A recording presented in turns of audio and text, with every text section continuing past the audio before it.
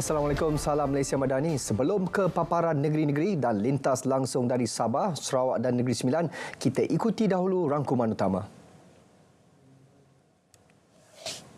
Yang di-Pertuan Besar Negeri Sembilan, Tuanku Mukhriz, Tuanku Munawir berkenan tarikh pembubaran Dewan Negeri 1 Julai ini untuk beri laluan kepada PRU Negeri ke-15. Saya mohon pihak pejabat yang berhormat Speaker Dewan Undangan Negeri dapat menyegerakan pemakluman rasmi tarikh pembubaran Dewan Undangan Negeri yang ke-14 kepada pihak Suruhanjaya Pilihan Raya Malaysia bagi memberi ruang pilihan raya negeri diadakan serentak dengan 5 negeri Dewan Undangan Negeri yang lain. Sementara itu, pentadbiran Kerajaan Negeri Sembilan akan berfungsi sebagai kerajaan interim di mana segala fungsi kerajaan negeri akan terus beroperasi seperti biasa. Dun Pulau Pinang yang mempunyai 40 kerusi secara rasmi dibubarkan hari ini. Pembubaran itu lebih awal berbanding tempoh mandat 5 tahun yang akan berakhir pada 2 Ogos ini. Susulan pengumuman Ketua Menteri Chow Kon Yeow semalam selepas mendapat perkenan yang di-Pertua Negeri Pulau Pinang, Tun Ahmad Fuzi Abdul Razak. Persidangan Dun Pulau Pinang yang pertama diadakan pada 1 Ogos 2018 selepas pilihan raya umum ke-14 PRU 14 pada 9 Mei 2018. Secara rasminya juga, Dun Kedah bagi penggal ke-14 dibubarkan selaras dengan perkenan Sultan Kedah Al-Aminul Karim Sultan Salahuddin Sultan Badishah Ahad lepas. Susulan itu, bermula hari ini, pentadbiran Kerajaan Negeri Kedah akan dijalankan kerajaan interim ataupun caretaker government dengan segala fungsi kerajaan akan berlangsung seperti biasa sehingga kerajaan negeri yang baru dibentuk. Manakala Dun Terengganu bubar secara rasmi hari ini 2 hari lebih awal daripada mandat yang sepatutnya tamat 30 Jun. Yang di-Pertua Dun Terengganu, Datuk Yahya Ali memaklumkan wakilnya telah menyerahkan watikah pembubaran kepada Timbalan Pengarah Suruhanjaya Pilihan Raya SPR Terengganu Muhammad Salahuddin Saleh semalam. Keputusan Mahkamah Rayuan Belanda yang menolak tuntutan kumpulan Sulu dibuat secara jelas berdasarkan 3 alasan penghakiman. Menteri di Jabatan Perdana Menteri, Undang-Undang dan Reformasi Institusi, Datuk Seri Azalina Othman Said berkata, pengeluaran Final Award adalah tidak sah berikutan pelantikan Dr. Gonzalo Stampa sebagai penimbang tara oleh Mahkamah Spanyol sebelum ini telah dibatalkan, sekaligus membatalkan semua asas tindakan sejurus itu. Keputusan itu mengesahkan pendirian Malaysia bahawa keseluruhan proses timbang tara termasuk Final Award yang dikeluarkan adalah tidak sah. Oleh itu, pihak penuntut Sulu tidak mempunyai asas perundangan untuk merampas aset Malaysia di Belanda. Kemenangan di Mahkamah Antarabangsa dalam kes tuntutan kumpulan Sulu terhadap Malaysia menjadi kejayaan cukup bermakna dan penting kepada negara. Timbalan Perdana Menteri Datuk Seri Dr. Ahmad Zahid Hamidi berkata menerusi catatan di Facebook mengucapkan tahniah kepada semua yang terbabit sehingga kerajaan berjaya mempertahankan hak dan kedaulatan negara. Beliau turut ucap tahniah kepada pasukan Malaysia diketuai Pengerusi Sekretariat Khas yang juga Menteri Undang-Undang dan Reformasi Institusi Datuk Seri Azalina Othman Said yang bertungkus lumus memastikan kedaulatan Malaysia terus terpelihara. Bagi pensyarah kanan Fakulti Undang-Undang Universiti Teknologi Mara UiTM Dr. Umi Hani Masud, keputusan itu sekaligus meredakan kebimbangan rakyat terhadap implikasi kewangan kepada negara. Menurut beliau, dari segi undang-undang ditimbang tara antarabangsa memperuntukkan bahawa persetujuan atau perjanjian adalah asas timbang tara. Atas dasar itu, negara masih mengekalkan kekebalan kedaulatannya. Jelasnya lagi, Hakim Mahkamah Belanda juga berpihak kepada Malaysia kerana teks perjanjian 1878 antara Sultan dan Syarikat Borneo Utara British tidak mempunyai klausa yang mengikat pihak-pihak untuk timbang tara. Jabatan Perkhidmatan Kuarantin dan Pemeriksaan Malaysia Makis Johor mematahkan cubaan menyeludup masuk 18 tan beras dari Singapura bernilai RM100,000 di bangunan Sultan Iskandar BSI 22 Jun lalu. Semakan mendapati pemandu lori gagal mempamerkan dokumen mengimport dagangan tersebut di laluan import kargo BSI. Menurut Makis, beras yang diletakkan di dalam 20 beg jumbo itu cuba dibawa masuk menggunakan ikrar barangan lain bagi mengelirukan pegawai penguatkuasa di pintu masuk. Kes diserahkan kepada Kawal Selia Padi dan Beras, bahagian industri padi, manakala rampasan dibantu Kastam Diraja Malaysia. Dua lelaki warga tempatan ditahan disyaki menyeleweng minyak diesel di salah sebuah stesen minyak di Alun Mengkudu, Alustar semalam. Pengarah pejabat Kementerian Perdagangan Dalam Negeri dan Kos Sara Hidup KPDN Kedah, Afendi Rajini Khan berkata pihaknya mengesan sebuah lori dan kenderaan pacuan 4 roda mengisi minyak dalam keadaan mencurigakan.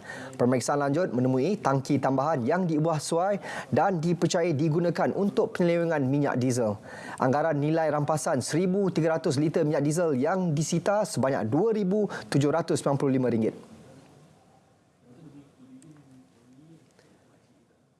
Sempena cuti Hari Raya Aidiladha, keadaan beberapa lebuh raya utama di Semenanjung semakin sesak dengan pertambahan jumlah kenderaan sejak tengah malam tadi. Namun situasi masih lagi terkawal. Untuk perincian lanjut bersama Atikah Makhtar di Lembaga Lebuh Raya Malaysia Bangi. Baik, Sahih, ini tempat tumpuan setiap kali musim perayaan tiba. Lintas langsung daripada Lembaga Lebuh Raya Malaysia, saya bawakan kepada anda bagi memberi situasi terkini perkembangan di lebuh raya di Semenanjung Malaysia sempena cuti perayaan Aidiladha. Baik, mari kita alihkan tumpuan kita ke skrin di belakang saya ini di KLK Gombak di kilometer 19.8. Kenderaan bergerak agak perlahan dari arah Plaza Tol Gombak menuju ke Bentong. Sedikit pertambahan saya kira jumlah kenderaan yang saya jangkakan sejak tengah malam tadi. Situasi kita beralih ke skrin kedua. Situasi dari KLK Gombak ini juga berarutan di KLK Genting Sempah di kilometer 35.3. Keadaannya sama, kenderaannya masih lagi pertambahan jumlahnya masih lagi berlaku di sini. Seterusnya dari arah utara di Slim River di kilometer 367.5 juga sesak menuju ke Ipoh. Dan yang terakhir menuju ke selatan di Nilai Utara arah ke Seremban, sesak namun kenderaan bergerak dengan lancar. Baik, pihak LLM juga menjangkakan akan berlaku lagi pertambahan jumlah. Berikutan ada yang mengambil keputusan untuk bergerak ke kampung halaman selepas waktu bekerja. Anda juga dinasihatkan untuk mematuhi cadangan waktu perjalanan TTA yang dikeluarkan sejak semalam sehingga 2 Julai nanti. Anda juga dinasihatkan untuk sentiasa fokus pada pemanduan. Saya kira setakat itu sahaja yang dapat saya berikan. Kita kembali kepada Sahih di Angka Sepuri. Silakan. Terima kasih, Atika. Selain peningkatan jumlah kenderaan di Plaza Karak, Plaza Gambang di Lebuh Raya Pantai Timur 1 LPT1 juga meningkat. Perkembangan lanjut bersama wartawan Ayu Norehan Saleh. Baik, terima kasih. Saya kini berada di Plaza Tol Gambang yang mana ketika ini berlaku peningkatan jumlah kenderaan di Lebuh Raya Pantai Timur 1 LPT1. Namun keadaan masih lagi terkawal. Sehingga jam 3 petang tadi, sebanyak 46,414 buah kenderaan telah memasuki LPT1 untuk pulang berhari raya sempena Hari Raya Aidiladha esok. Menurut Anir Berhad, kenderaan paling banyak memasuki Plaza Karak iaitu sebanyak 20,690 buah kenderaan. Diikuti Plaza Gambang sebanyak 8,409 buah kenderaan. Plaza Kuantan 5,092 buah kenderaan dan Plaza Jabor sebanyak 4,806 buah kenderaan. Sementara info trafik sesak atau perlahan ke arah Pantai Timur di 5 kawasan iaitu sepanjang 6.6 km dari Tol Plaza Gombak ke kilometer 24.1, dari kilometer 27.9 hingga kilometer 37.1 dari Gombak ke Genting Sempah iaitu sepanjang 9.2 km berlaku kesesakan lalu lintas. Dan dari kilometer 40.2 hingga kilometer 42.1 di Bukit Tinggi sepanjang 1.2 km, dari kilometer 43.8 hingga kilometer 60.3 dari Bukit Tinggi ke Bentong, iaitu berlaku kesesakan lalu lintas sepanjang 16.5 km. Sementara dari kilometer 68.4 hingga kilometer 70 sepanjang 1.6 km berlaku kesesakan lalu lintas. Justru bagi melancarkan perjalanan, pengguna disarankan untuk mengikuti cadangan waktu perjalanan yang ditetapkan oleh ANE Berhad yang dikeluarkan bagi tempoh 27 dan 28 Jun serta 1 dan 2 Julai. Mengikut jadual tersebut, kenderaan yang datang dari arah Kuala Lumpur atau Selangor yang menggunakan LPT1 untuk ke Pahang boleh merancang perjalanan selepas 12.30 hari atau 9 malam. Sementara ke Terengganu dan Kelantan pula, pengguna boleh merancang perjalanan selepas 6 pagi atau 7 malam. Sementara waktu perjalanan bas ekspres ke Pantai Timur yang memasuki Tol Gombak pula adalah pada jam 9.30 malam sehingga 12.30 hari dan 9.30 malam sehingga 12 malam. Sementara waktu perjalanan bebas bagi semua destinasi pula ialah pada 12.30 hari pada 12.30 malam hingga 6 pagi. Baik, itu saja perkembangan dari LPT1. Kembali ke studio, silakan. Terima kasih Ayu. Seterusnya kita ikuti laporan cuaca semasa seluruh negara bersama pegawai Met Malaysia Wan Muhammad Hafiz Hussein. Ya, Assalamualaikum dan salam sejahtera. Laporan cuaca pada petang ini kita lihat terlebih dahulu paparan carta angin. Pada ketika ini rantau negara kita masih lagi menerima pengaruh angin daripada arah baratan dengan kelajuan yang agak sederhana sekitar 10 hingga ke 20 km sejam. Tetapi bermula pada 1 Julai nanti kita akan menerima pengaruh angin yang agak kencang di sekitar kawasan perairan Phuket dan juga Selat Melaka Utara. Angin boleh mencapai sekitar 50 hingga ke 60 km sejam dan ketinggian ombak boleh mencecah 4.5 meter. Justru itu, Met Malaysia telah pun mengeluarkan amaran angin kencang serta bergelora kategori pertama dan juga kedua. Peringkat pertama di Selat Melaka Utara dan juga kategori kedua di kawasan perairan Phuket, dan harus diingatkan keadaan ini ianya adalah berbahaya kepada bot-bot kecil serta sukan dan juga aktiviti perkapalan dan juga menangkap ikan. Jadi pada orang ramai khususnya di para nelayan diharapkan sentiasa peka dengan amaran yang dikeluarkan oleh Met Malaysia. Dan amaran ini bermula pada 1 Julai sehingga ke 5 Julai 2023. Baik, seterusnya kita akan balik ke paparan gemberada bagi melihat apa yang berlaku pada ketika ini di Semenanjung Malaysia. Di Semenanjung Malaysia, keadaan cuaca agak mendung dan juga hujan kini sedang berlaku di kebanyakan negeri, tetapi ianya lebih tertumpu di bahagian pedalaman Semenanjung Malaysia. Seperti yang diramalkan, hujan berseteruk petir berlaku di bahagian pedalaman di negeri Perak, pedalaman di negeri Kelantan, pedalaman di negeri Pahang, di negeri Selangor, begitu juga di negeri Sembilan. Begitu juga di 1-2 daerah melibatkan di negeri Terengganu. Baik, hujan yang berlaku di pedalaman ini kita jangkakan ianya boleh berlanjutan sehingga ke awal malam nanti. Buat masa kini di bahagian selatan, Melaka, Johor tiada hujan berlaku pada negeri ini. Di utara, Kedah, Perlis dan juga Pulau Pinang buat masa kini sedang mengalami keadaan cuaca yang agak mendung. Baik, agak berbeza, keadaan yang berbeza berlaku di negeri Sabah dan juga Sarawak pada ketika ini. Kurang hujan bagi kedua-dua negeri, tetapi hujan berseteruk petir masih lagi berlaku di bahagian pedalaman pantai barat dan juga di bahagian Kudat di negeri Sabah yang kita jangkakan akan beransur reda sedikit masa lagi. Keadaan yang serupa juga berlaku di negeri Sarawak. Hujan di 1-2 tempat kini berlaku di bahagian Seri Aman, Mukah, Bintulu dan juga di bahagian Kapit. Akan beransur reda sikit masa lagi, tiada hujan. Di bahagian lain tiada hujan, maksud saya. Di bahagian lain dalam keadaan yang agak mendung dan juga tiada hujan, dan keadaan ini boleh berlanjutan sehingga ke malam tiada hujan nanti. Dan bagi anda untuk mendapatkan informasi yang lebih terkini, anda boleh layari laman sesawang kami di www.mbit.gov.my ataupun anda boleh muat turun aplikasi My Cuaca ataupun My Gempa, serta anda boleh layari Facebook, Instagram, Twitter dan juga YouTube. Dan Merdunya zikir sebagai selingan penyejuk jiwa di kala keseorangan. Aidilfitri merayakan kemenangan, Aidiladha pelengkap pengorbanan. Dan di kesempatan ini, saya mewakili seluruh warga Map Malaysia ingin mengucapkan selamat Hari Raya Aidiladha buat anda semua. Sekian, saya Wan Hafiz. Assalamualaikum dan salam Malaysia Madani.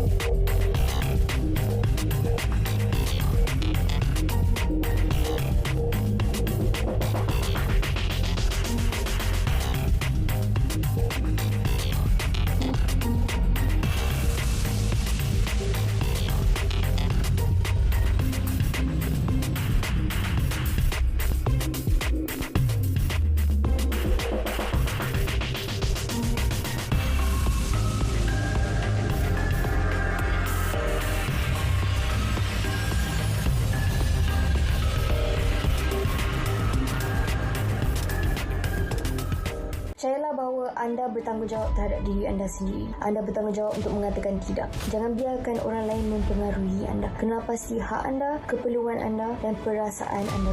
Hanya sekali ia boleh meragut.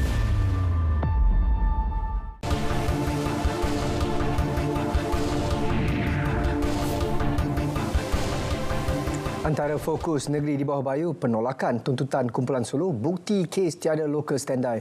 Untuk laporannya, terus sahaja bersama Anisia Dowles di Kota Kinabalu.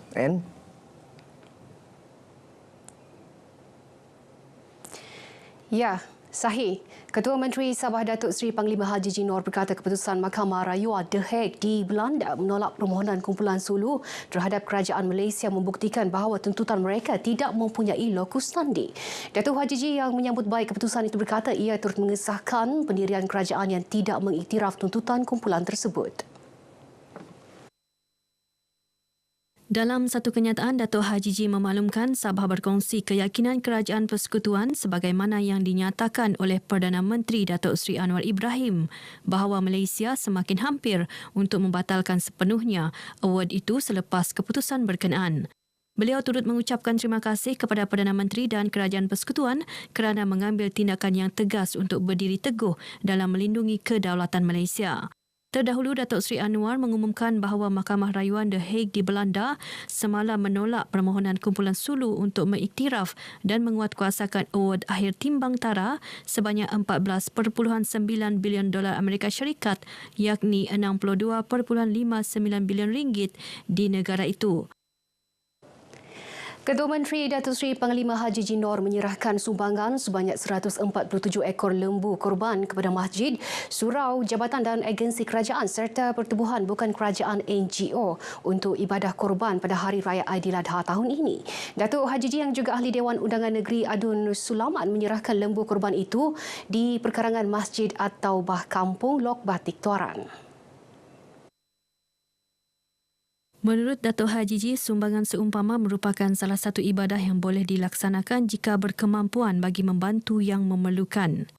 Kita berharap mereka yang telah diamanahkan di setiap masjid dan surau ini akan mengagihkan kepada mereka yang sepatutnya mendapat agihan ini. Dan ini sebagai menunaikan tanggungjawab kita untuk beribadah sempena Hari Raya Haji ataupun korban ini. Beliau berkata demikian kepada media selepas majlis berkenaan. Sebanyak 34 buah masjid, 27 buah surau daerah Tuaran dan Tamparuli menerima agihan sumbangan tersebut. Turut menerima sumbangan ialah 12 buah agensi kerajaan serta 14 buah pertubuhan bukan kerajaan NGO daerah Tuaran dan Tamparuli. Pembayaran sumbangan tunai rahmah STR Fasa 3 dijalankan secara berperingkat bermula Isnin lepas mendapat reaksi positif rakyat negeri ini. STR adalah salah satu inisiatif bawah konsep Payung Rahmah bertujuan membantu golongan kurang berkemampuan menghadapi cabaran kos sara hidup. Untuk bantuan dari kerajaan yang masa sama dengan rakyat semua. Jadi inilah Saya berterima kasihlah pada semua. Gembira lah sebab bolehlah jadi boleh bikin belanja atau apa untuk guna tu duit sebaik yang mungkin lah. Harapan moga tu SDR itu kasih tambah lagi. Jadi perasaan tu sangat teruja lah. Terima kasih sama kerajaan lah. Untuk yang belanja lah, belanja. Harapan oke juga. Yang untuk belanja budak-budak yang sekolah. Dengan bantuan ini penerima-penerima yang lain saya harap dapat meringankan beban kita untuk sementara lah, biarpun bukan banyak, tapi dapat meringankan beban bagi kita yang penerima SDR. Saya berterima kasih sangat-sangat dengan pihak kerajaan lah, karena dapat membantu bagi pihak kami yang golongan B40. Saya harap akan berterusan lah. Penerima SDR Fasa 3 merujuk kepada penerima yang telah membuat permohonan bantuan atau telah mengemaskini permohonan pada 1 hingga 31 Mac 2023 dan berstatus lulus serta telah disemak oleh Lembaga Hasil Dalam Negeri LHDN. Tempoh permohonan rayuan STR 2023 dibuka bermula 3 sehingga 31 Julai 2023 melalui kaedah secara dalam talian atau pengemukaan borang kertas ke pejabat LHDN berdekatan. Projek pembersihan fasa pertama dan kedua Sungai Api-Api dan Sungai Lumadan di Beaufort banyak membantu mengurangkan kesan banjir di beberapa buah kampung di sepanjang sungai berkenaan. Ahli Dewan Undangan Negeri Adun Lumadan, Datuk Ruslan Muharram berkata pembersihan fasa ketiga kini sedang dijalankan di kawasan sungai sejauh 3.7 kilometer. Fasa 3 ini dia akan melibatkan lebih kurang 3 buah kampung. Bantuan 6 dan Bantuan 6,5 dan Jaya Baru. Dan ini adalah menjadi harapan kita pembersihan Sungai Api-Api ini dia akan berterusan supaya masalah banjir yang dihadapi oleh penduduk itu dapat diatasi. Datuk Ruslan yang juga pembantu menteri kepada Ketua Menteri Hal Ehwal Agama Islam berkata demikian selepas meninjau kerja-kerja pembersihan fasa ketiga Sungai Api-Api dan Sungai Lumadan di Beaufort. Katanya projek pembersihan sungai fasa ketiga ini akan memberi manfaat kepada ratusan penduduk kampung terutama yang tinggal berdekatan sungai terbabit. Datuk Ruslan turut mencadangkan agar aktiviti pembersihan di kedua-dua sungai tersebut dilaksana secara berterusan sekurang-kurangnya 2 tahun sekali. Sementara itu mengulas mengenai masalah pendawaian elektrik di klinik desa Kampung Padas Damit, Datuk Ruslan berkata peruntukan segera sudah dipohon untuk mengatasi masalah berkenaan. Penjawat awam perlu meningkatkan kemahiran teknologi maklumat dan komunikasi ICT agar ianya mampu diadaptasi dalam penyampaian perkhidmatan kepada rakyat. Ia sekaligus meningkatkan keberkesanan sistem penyampaian sektor awam dan mampu bersaing di peringkat global. Sehubungan itu, Timbalan Ketua Pengarah ICT Unit Permodenan Tadbiran dan Perancangan Pengurusan Malaysia MAMPU, Jabatan Perdana Menteri Dr. Fazidah Abu Bakar berkata, MAMPU sebagai peneraju ICT sektor awam memperkenalkan pelbagai inisiatif ICT untuk menyokong agenda pendigitalan. Beliau berucap merasmikan seminar ICT Negeri Sabah Summit ke-15 bertemakan pendigitalan perkhidmatan awam, tanggungjawab kita yang dihadiri 400 peserta di Kota Kinabalu. Sementara itu, bercakap kepada RTM, Dr. Fazidah memberitahu seminar ini sebagai platform pendedahan kepada penjawat awam ke arah mentransformasi penyampaian perkhidmatan kerajaan. Bagaimana kita boleh berubah dari mengarus perdanakan penjetilan ini maknanya dari segi mindset kita dan juga dari segi keperluan yang kita perlu sedia dan yang ketiga ialah teknologi AI penting artificial intelligence dan juga kita kena gunalah dan juga dapatkan maklumat dan juga kepakaran Seminar melibatkan kerjasama strategik antara Lembaga Kokok Malaysia LKM, Universiti Malaysia Sabah UMS, Jabatan Perkhidmatan Komputer Negeri Sabah JPKN, Intan Kampus Sabah dan Mampu Sabah. Baik, paparan tadi mengakhiri perkembangan dari Sabah kali ini. Berita selanjutnya kembali bersama Sahih. Sahih? Baik, Anne, terima kasih.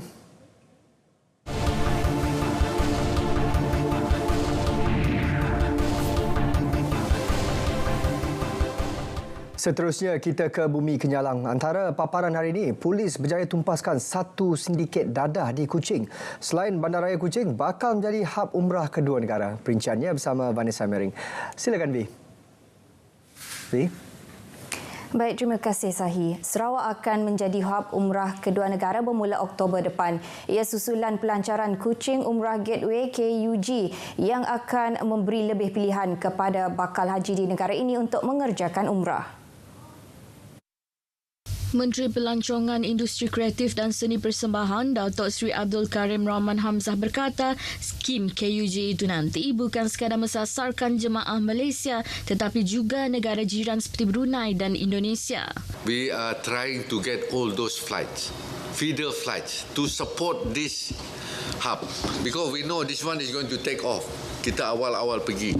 We are looking at Surabaya, we are looking at Jakarta, we are looking at Medan, we are looking at Banjarmasin, Pontianak. Oleh itu, beliau berharap Kerajaan Arab Saudi akan meluluskan laluan penerbangan terus dari Kuching ke Mekah sebelum Oktober ini. Penerbangan terus itu akan memberi kelebihan kepada Kuching untuk menarik kemasukan pengunjung ke Sarawak. Datuk Seri Abdul Karim menyatakan demikian pada sidang media selepas perasmian Kuching Umrah Gateway Kuching. Buat masa ini, pihaknya mensasarkan satu penerbangan seminggu dari Kuching ke Kuala Lumpur, seterusnya ke Mekah dengan penerbangan pertama dijadual 29 Oktober ini. Jumlah penerbangan dijangka akan ditambah berdasarkan peningkatan jemaah. Polis Sarawak berjaya menumpaskan sindiket pengedaran dadah di Kuching melibatkan rampasan dadah dan harta bernilai 1.4 juta ringgit. Pesuruhjaya Polis Sarawak Datuk Muhammad Azman Ahmad Sapri berkata, kejayaan itu dicapai menerusi serbuan ke atas sebuah pusat hiburan di Jalan Sungai Padungan di Kuching Ahad lepas. Katanya serbuan dilakukan kira-kira pukul 1.20 pagi hingga 6 pagi oleh pasukan dari Jabatan Siasatan Jenayah Narkotik, JSJN Bukit Aman dan JSJN Sarawak. Lebih 200 pengunjung diperiksa dengan 152 daripada mereka didapati positif dadah termasuk 3 pegawai dan anggota polis. 7 individu termasuk seorang wanita warga asing pula ditangkap kerana memiliki 12 paket jus berisi serbuk campuran di syaki dadah. Manakala seorang lelaki tempatan berusia 30 tahun yang membekalkan dadah di pusat hiburan terbabit turut ditangkap. Kesemua dadah yang dirampas dianggarkan bernilai 157,458 dan boleh digunakan oleh selama 8,877 orang penagih dadah. Polis juga menyita pelbagai harta termasuk kenderaan, barang kemas, jam tangan berjenama serta wang tunai bernilai 1.17 juta ringgit. 7 individu yang ditangkap direman sehingga Jumaat ini, manakala seorang suspek lelaki direman sehingga Ahad ini. Kes disiasat di bawah Seksyen 39B Akta Dadah Berbahaya 1952 dan Seksyen 15-1-A Akta yang sama. Datuk Azman menyatakan demikian dalam sidang media di Kuching hari ini. Sementara itu, Datuk Azman berkata Polis Sarawak sedang melaksanakan op lancar bersempena perayaan Hari Raya Aidiladha yang akan disambut esok. Beliau memberitahu operasi selama 6 hari yang bermula semalam diadakan di semua daerah. Tumpuan adalah kepada lokasi-lokasi strategik iaitu 25 lokasi yang kerap berlaku kesesakan dan kemalangan jalan raya. Ia melibatkan 6 lokasi di daerah Kota Semarahan, 7 di Kuching, 2 masing-masingnya di Bintulu dan Sibu serta 4 masing-masingnya di Miri dan Padawan. Antara lokasi tersebut ialah Bulatan Institut Latihan Perindustrian Kota Semarahan, lampu isyarat Jalan Tanjung Kidurong di Bintulu, Bulatan Sehati di Miri dan lampu isyarat Batu 10 Jalan Pendrisan di Padawan. Datuk Azman juga memberitahu kira-kira 400 pegawai dan anggota Jabatan Siasatan dan Penguatkuasaan Trafik Sarawak terlibat dalam operasi itu bagi menentukan keselamatan pengguna jalan raya. Sehubungan itu, beliau meminta kerjasama daripada orang ramai supaya merancang perjalanan yang selamat dan lancar. Sebuah rumah struktur tidak kekal musnah dalam kebakaran di lorong Cendrawasih di Petrajaya di Kuching pagi tadi. 2 lagi rumah berhampiran turut terjejas. Jabatan Bomba dan Penyelamat Malaysia JBBM Sarawak dalam kenyataannya memberitahu bomba menerima panggilan kecemasan pukul 9.24 pagi. Sepasukan bomba dari Balai Bomba dan Penyelamat Putrajaya bersama sebuah jentera pemadam api telah ke lokasi kebakaran. Api telah memusnah sepenuhnya rumah tersebut manakala 2 lagi rumah berhampiran turut terbakar 20%. 8 penghuni dari 3 rumah terbabit berjaya menyelamatkan diri. Operasi tamat sepenuhnya 10.18 pagi. Beberapa projek infrastruktur yang tergendala di Sarawak disebabkan oleh beberapa faktor yang tidak dapat dielakkan. Malah peruntukan yang dipohon semasa proses tender terbuka turut memberi kesan besar terhadap kemampuan kontraktor meneruskan projek apabila berlaku peningkatan harga bahan binaan. Menteri Industri Makanan Komoditi dan Pembangunan Wilayah Sarawak Datuk Seri Dr. Steven Rundi Utom memberitahu harga bahan binaan ketika ini jauh meningkat selepas pasca COVID-19.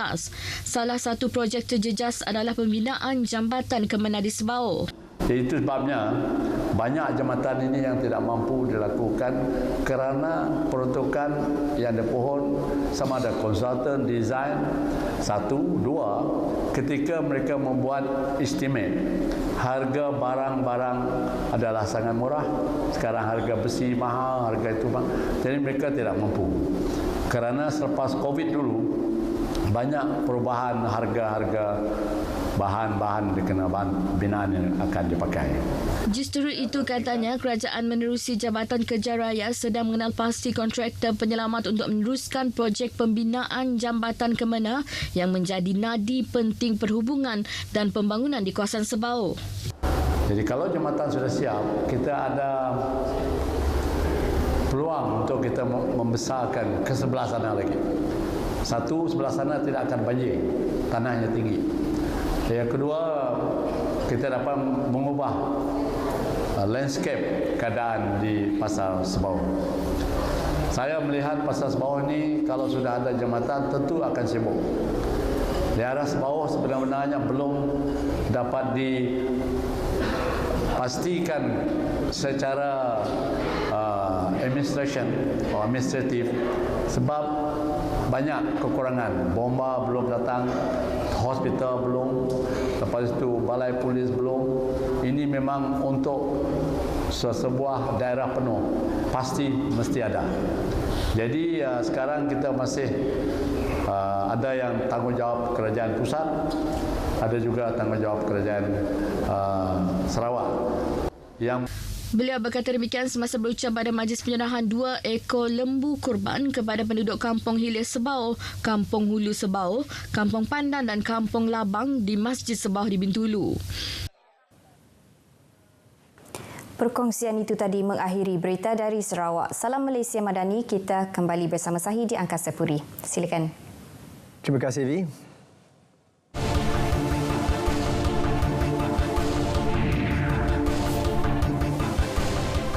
Projek pembangunan ladang tenusu berskala besar selari dengan hasrat dan aspirasi Kerajaan Negeri Sembilan. Perinciannya bersama Amir Ashraf Rosidan. Amir?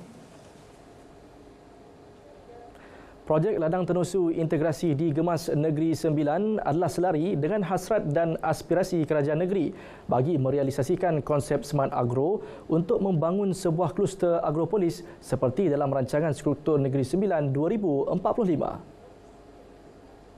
Menteri Besar Negeri Sembilan Datuk Seri Aminuddin Harun berkata ia dapat mengurangkan kebergantungan pasaran tempatan terhadap susu import sekaligus meningkatkan tahap keterjaminan makanan buat rakyat Malaysia. Ladang FNN di Gemas yang berkeluasan 2,726 hektar ini dilihat amat berpotensi dan memberi impak tinggi kepada pembangunan kawasan setempat.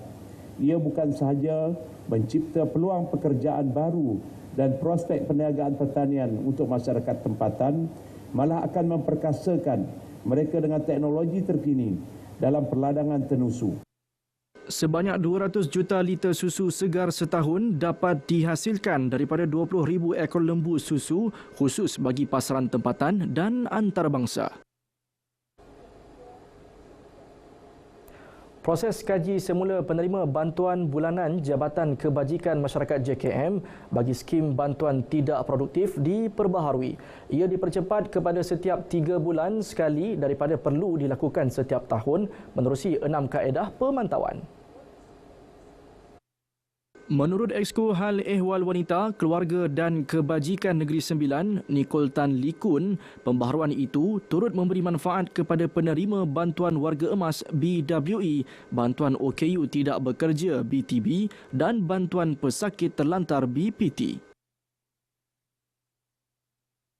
Sebelum pembaharuan surat berkeliling ini, semua penerima bantuan dalam semua kategori penerima bantuan JKM, dia guna satu kaedah aja, iaitu setiap tahun kena buat kaji semula. 3 bulan sebelum expiry date dia lah. Semasa kata dia mula terima bulan Januari tahun lepas, so 3 bulan sebelum Januari tahun ini, dia kena buat kaji semula, isi borang, job sign oleh wakil rakyat, dan baru submit. Itu saya rasa dia surat berkeliling ni nak memudahkan lagi lah untuk kategori penerima JKM yang tidak produktif. Beliau berkata demikian ketika ditemui selepas sesi sidang media di Wisma Negeri Seremban. Dalam pada itu, JKM Negeri Sembilan memaklumkan meskipun pembaharuan sudah mula berkuat kuasa pada 1 Januari 2023, pihaknya masih meneliti maklum balas mengenai pembaharuan itu. Tak dapat komen yang negatif. So far, sebab mereka yang berkemampuan, tak ada masalah untuk datang ke pejabat, dan jika tidak berkemampuan untuk hadir, waris kebiasaannya dengan hubungan yang ada antara pegawai kes bersama dengan penerima-penerima itu, kita dapat menjalankan proses ini dengan baik. Seramai 679 daripada 3,530 peserta IKASih berjaya keluar dari status miskin tegar di Negeri Sembilan. Menurut Pengarah Pejabat Pembangunan Negeri Negeri Sembilan, Roslan Matnong, Majlis Pengurusan Komuniti Kampung MPKK juga memainkan peranan penting untuk terus menyalurkan maklumat dan memudahkan proses permohonan bagi mereka yang berkelayakan agar lebih ramai rakyat di negeri ini berjaya keluar dari kepompong kemiskinan. Jadi ketua komuniti ni membantu juga keluarga-keluarga yang susah ni untuk membawa mereka ke pejabat-pejabat daerah, membantu mereka mengisi borang dan sebagainya. Jadi boleh memastikan borang dan maklumat tu diberi dengan betul. Jadi tidak membiarkan mereka ni sendiri yang mengisi borang. Beliau berkata demikian ketika ditemui kru RTM di Kompleks Penyiaran Tuanku Muhammad Seremban. Dalam pada itu, salah seorang penerima bantuan sistem IKASih yang berjaya menyatakan rasa syukur kerana perniagaan dapat dikembangkan. Sebab sebenarnya memang saya berniaga, tapi saya main kecil-kecil lah. Bila saya mahu dapat bantuan IKASih ni, saya barang untuk keperluan perniagaan tu, benda tu lebih luas lah perniagaan saya. Saya boleh dapat ambil tempahan, boleh buat sekarang pun ada ambil sikit tender untuk sekolah, bekal makanan kat sekolah lah. Sekian perkembangan semasa dari Negeri Sembilan. Kembali ke Angkasa Puri Kota Media. Terima kasih Amir. Majlis Bandaraya Melaka Bersejarah MBMB mensasarkan kutipan RM120 juta cukai taksiran tahun ini meliputi 85% pembayar. Tahun lalu MBMB memperoleh RM105 juta dengan 80% pemilik premis membayar cukai. Bagi mencapai sasaran, MBMB menawarkan caj perkhidmatan percuma dan hadiah cabutan bertuah berjumlah RM210,000 dengan hadiah utama kategori dalam talian Perodua Asia AV. Percaya pihak majlis menawarkan sebegini hadiah yang besar untuk menggalakkan rakyat yang mana tidak bayar ataupun yang mana masih berkira-kira untuk bayar. Mari kita join tawaran dipelawa lah semua untuk membuat bayaran ni. Manalah tahu kita boleh dapat juga cabutan bertuah ni. Untuk rekod, tunggakan cukai taksiran yang belum dijelaskan sehingga kini berjumlah RM100 juta. Lebuh Raya Utara Selatan di Johor dijangka menerima peningkatan jumlah kenderaan selepas pukul 5 petang ini. Susulan, orang ramai mula pulang ke kampung menyambut Aidiladha. Kira-kira 32,000 kenderaan direkodkan melalui lebuh raya itu semalam pada waktu yang sama. Tinjauan RTM di Plaza Tol Skudai mendapati berlaku peningkatan kenderaan dari arah utara setakat 2 petang tadi, namun trafik masih lancar. Pengurus Seksyen Plus Malaysia Zulkifli Bohani berkata tiada penutupan lorong dilakukan hingga 3 Julai untuk kerja penyelenggaraan bagi melancarkan trafik. Lorong pintar turut diaktifkan di kilometer 19 Persimpangan Senai Utara hingga kilometer 27 Persimpangan Kulai. Sehubungan itu plus meminta orang ramai untuk menjangkakan perjalanan waktu lebih panjang daripada biasa untuk ke destinasi masing-masing. Meningkatkan peningkatan rondaan. Samping itu kita berkolaborasi dengan pihak PDRM dan juga GPJ dalam mengawasi pergerakan lebuh raya bagi memastikan keselamatan. Kren dan trak tunda plus juga ditempatkan di lokasi terpilih bagi mempercepatkan proses pengalihan kenderaan rosak atau kemalangan. Menjelang Aidiladha, persiapan pelaksanaan ibadah korban di rumah penyembelihan swasta berlesen Muja Javanese Farm di Kampung Seri Bunian, Pontian Johor lancar. Seramai 2 tukang sembelih dan lebih 20 kaki tangan ditugaskan sepanjang tempoh 4 hari dan telah bersiap sedia menyembelih 300 ekor lembu.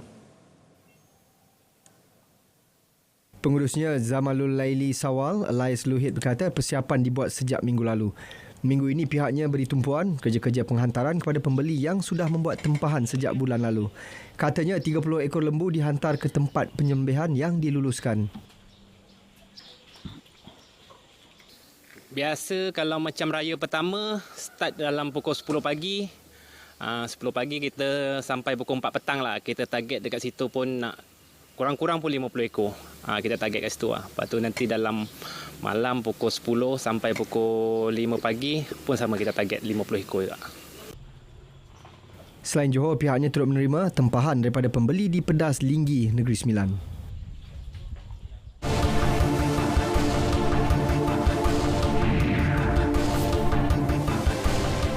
Sebanyak 2,235 permit penyembelihan untuk Aidiladha diterima Perkhidmatan Veterina JPV Terengganu tahun ini. Ia membabitkan 5,181 haiwan ternakan termasuk lembu, kerbau serta kambing. Pengarah JPV Terengganu Dr. Anun Man berkata daripada jumlah itu 5,078 lembu, 28 ekor kerbau, 52 ekor kambing dan 2 ekor berbiri. Ibadah korban ni satu ibadah yang sangat orang kata dimuliakan. Nak pastikan daging korban yang kita korbankan itu adalah dalam keadaan baik dan bersih dan selamat untuk dimakan, dan syurnya ternakan pun dalam keadaan baik. Dan pihak jabatan memang hasrat kita daripada awal, ternakan yang perlu menjalani ibadah korban tersebut perlu diperiksa lebih awal. Maksudnya sebelum sebarang pemindahan kita telah mengenakan permit pemindahan ternakan. Sebab pemindahan ternakan ini telah pun dikeluarkan untuk tujuan pemeriksaan ternakan yang akan dikorbankan itu dalam keadaan sihat. 10 rumah sembelihan beroperasi di seluruh Terengganu selain lokasi penyembelihan lain yang telah diwartakan sebagai pusat penyembelihan.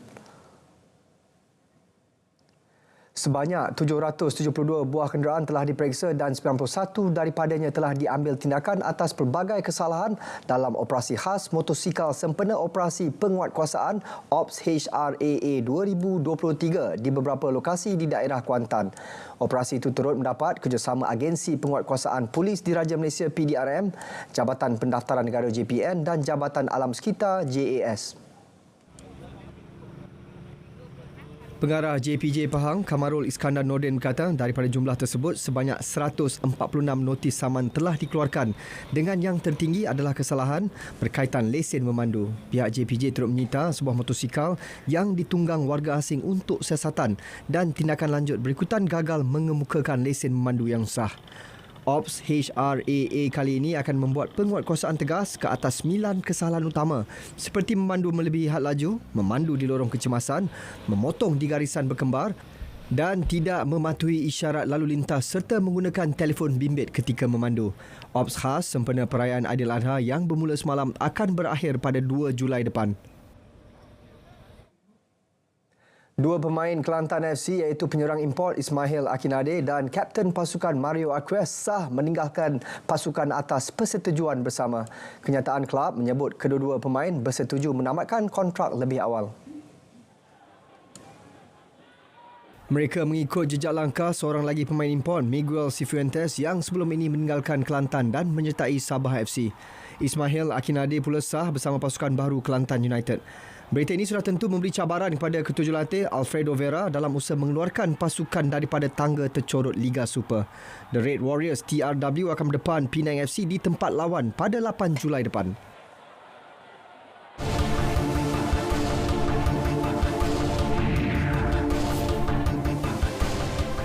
Aliran trafik lancar dan masih terkawal di beberapa plaza tol di utara membabitkan Plaza Tol Alustar, Gurun dan Pendang. Untuk laporan lanjut bersama wartawan Rashid Jali. Terima kasih Sahi di Angkasa Puri. Saya kini berada di Plaza Tol Selatan Alustar bagi meninjau aliran trafik di Plaza Tol ini. Dan tinjauan saya mendapati setakat ini aliran trafik bergerak dengan lancar. Hasil maklumat yang diterima dari Pusat Pengurusan Trafik Kuala Lumpur, pergerakan aliran trafik di Plaza Tol Selatan dan Utara Sungai Petani juga bergerak dengan lancar. Begitu juga laluan aliran trafik di Plaza Tol Utara Alustar, Tol Gurun dan Pendang juga bergerak dengan lancar.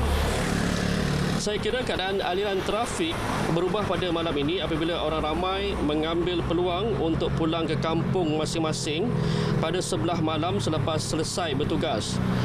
Jabatan Pengangkutan Jalan JPJ Kedah juga mengadakan operasi khas Hari Raya Aidiladha bermula semalam dan hari ini, kemudiannya pada Sabtu dan Ahad ini. Pengarah JPJ Kedah Aman Shah Hashim dalam kenyataannya berkata, operasi tersebut bagi memastikan kelancaran pergerakan perjalanan untuk mencapai sasaran pengurangan kadar kemalangan dan kematian akibat kemalangan jalan raya dan menguatkuasakan pematuhan perundangan. JPJ juga memfokuskan 9 kesalahan yang sering dilakukan pengguna, iaitu memandu melebihi had, gagal patuhi peratusan lampu isyarat, memotong garis berkembar, memandu kenderaan berat di lorong laju, memandu di lorong kecemasan, memotong barisan, tidak memakai tali pinggang keledar, membawa barangan melebihi had dan menggunakan telefon bimbit semasa memandu. Dan seramai 106 anggota JPJ ditugaskan bagi melancarkan operasi ini.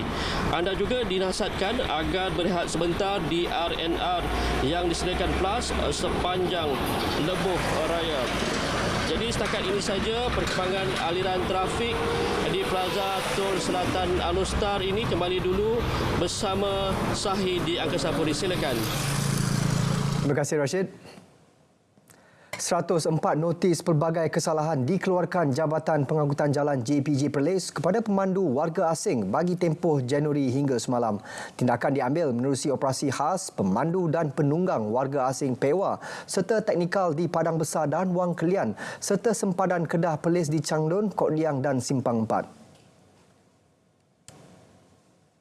Pengarah JPJ Negeri Fatimah Muhammad Ali Piah berkata Ops PEWA menyasarkan pemandu-pemandu warga asing khususnya warga Thailand yang gagal mematuhi Akta Pengangkutan Jalan 1987. Daripada 104 notis yang dikeluarkan, 69 gagal mematuhi syarat permit peredaran antarabangsa ICP, 13 kesalahan teknikal dan 11 tiada lesen memandu. Tindakan tegas seperti kompaun serta merta dan menyita kenderaan Thailand telah dilaksanakan.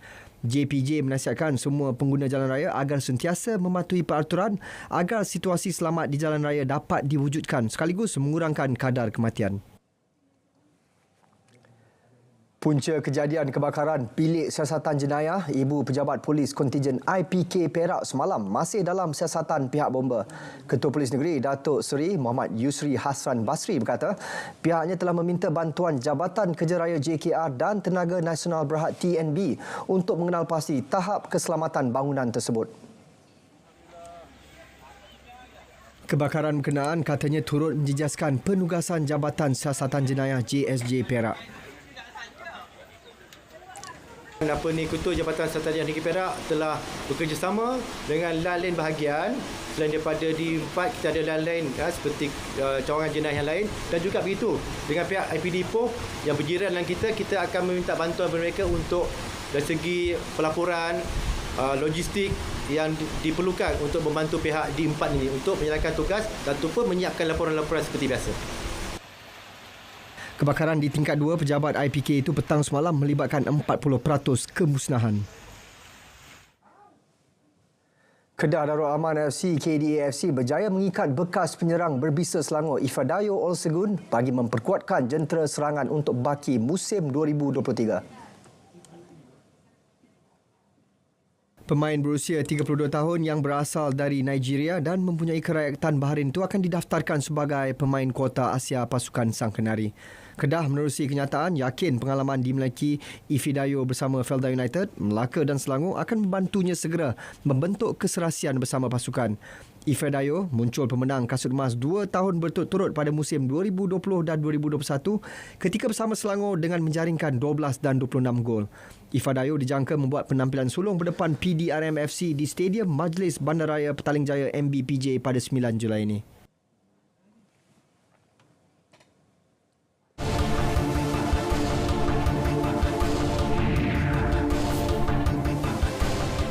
Lelaki warga tempatan berusia 40 tahun ditahan dipercayai terbabit dalam penyelewengan gas petroleum cecair LPG bernilai RM1 juta di setapak Kuala Lumpur baru-baru ini. Tangkapan dibuat susulan serbuan di sebuah stor penyimpanan gas berlesen hasil risikan Kementerian Perdagangan Dalam Negeri dan Kos Sara Hidup KPDN selama 4 hari.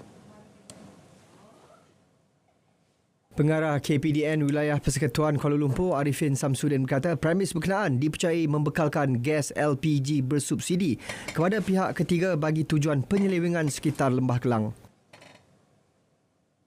Jadi kita dah kemuka notis, kita dah analisa dokumen dan kita rekod, kita semak balik buku rekod dia, kita dapati dia tidak mematuhi Akta Kawalan Bekalan 1961 dan kita dapati dia gagal rekod pembelian hampir 1.7 juta ringgit. Ini satu nilai yang besar sebab LPG ni adalah bersubsidi dan kita charge dia di bawah Seksyen 21 Akta Kawalan Bekalan bersama dengan Peraturan 13.2 Peraturan Kawalan Bekalan 1974 di mana dia telah gagal menyelenggara sebanyak 345 transaksi dalam buku stok untuk tahun 2023 sahaja. Pihak KPDN KL juga akan membuat semakan semula pelesenan dimiliki syarikat tersebut. Siasatan juga akan dijalankan di bawah Akta Pencegahan Pengubahan Wang Haram, Pencegahan Pembiayaan Keganasan dan Hasil daripada Aktiviti Haram 2001. Aidiladha atau Hari Raya Korban bukan sekadar sambutan tetapi mengingatkan umat Islam supaya kembali menghayati peristiwa besar pengorbanan yang dilakukan Nabi Ibrahim dan anaknya Nabi Ismail. Ikuti laporan wartawan Odi Muhammad Nur menyingkap apa erti pengorbanan.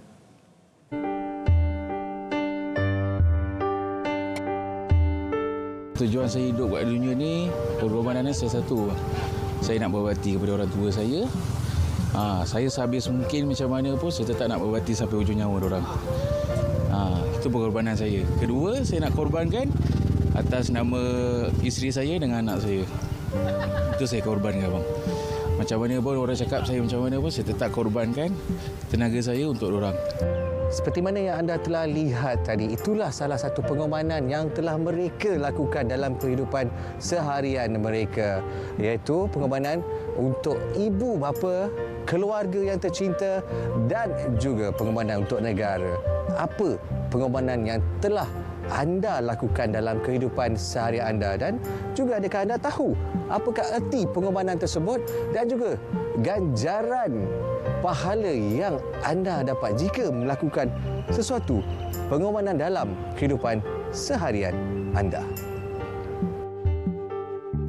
Nilai pengorbanan ialah berkorban apa saja selagi ada kemampuan dan keikhlasan melaksanakannya. Bagaimanapun, pengorbanan yang benar-benar membawa makna besar bagi seseorang adalah pengorbanan dilakukan terhadap sesuatu paling disayangi dan dicintai. Berkorban di dunia natijahnya membawa kepada kebahagiaan yang kekal lagi abadi di akhirat sana. Manifestasi daripada ibadah korban, musim korban yang kita lakukan sekarang ini bukan setakat kita nak berkorban itu dengan menumpahkan darah semata, tetapi kita menyerap ruhnya. Ruhnya adalah kita sanggup berkorban semata niatnya kerana Allah Subhanahu Wa Taala dalam semua konteks kehidupan kita. Kita membantu mak ayah kita, kita ikhlas kita membantu mak ayah kerana itu adalah tanggungjawab kita. Kita bersama dengan masyarakat, kita ikhlas kerana itu kita nak membawa masyarakat kedekat dengan Allah Subhanahu Wa Taala. Dalam hadis ada menyatakan, jika seseorang hamba melakukan ibadah korban, haiwan korban itu akan menjadi tunggangannya untuk melintas titian sirat di akhirat kelak. Ini benefitnya, faedahnya kembali kepada kita. Kalau itu adalah satu kelebihan bagi orang yang melaksanakan ibadah korban semasa hari nahar, ini kan pula kita yang melakukan pengorbanan sepanjang hidup kita. Sudah pastilah dia punya kelebihan dia sangat dan amat besar, dan pengorbanan ni adalah dituntut kerana itu adalah satu amal soleh kita. Allah nak uji kehidupan kita. Alladzi khalaqal mauta wal hayata liyabluwakum ayyukum ahsanu amala. Allah nak uji hidup kita, kehidupan kita, kematian kita. Allah nak lihat siapa yang terbaik amalnya pada Allah Subhanahu Wa Taala, amal solehnya pada Allah Subhanahu Wa Taala. Jadi orang yang melakukan pengorbanan kerana Allah untuk manusia dan untuk agama, ini diartikan sebagai seorang yang soleh, seorang yang baik, yang pastinya ganjarannya adalah syurga Allah Subhanahu Wa Taala. Audi Muhammad Noor, RTM. 13 kampung orang asli di Selangor menerima sumbangan lembu korban daripada kerajaan negeri hari ini. Menurut Exco Hal Ehwal Orang Asli, He Loy Sian, sumbangan itu merupakan inisiatif kerajaan negeri untuk kira-kira 2,903 masyarakat orang asli beragama Islam di negeri itu. Kita memilih kampung orang asli yang ada surau, yang ada orang yang boleh tahu kendalikan semua ni. So setakat ni kita hanya dapat permohonan 13 ya. So saya rasa untuk masa akan datang bilangan ni akan bertambah. Sebab di Selangor kita ada 74 buah kampung asli di mana walaupun bilangan tak banyak, lebih kurang 21,000 orang asli di Selangor meliputi 7 daerah. So hari ini penghantaran dalam 6 daerah. 6 daerah berkenaan membabitkan Gombak, Petaling, Hulu Selangor, Hulu Langat, Sepang dan Kuala Langat. Kira-kira RM80,000 diperuntukkan bagi sumbangan berkenaan.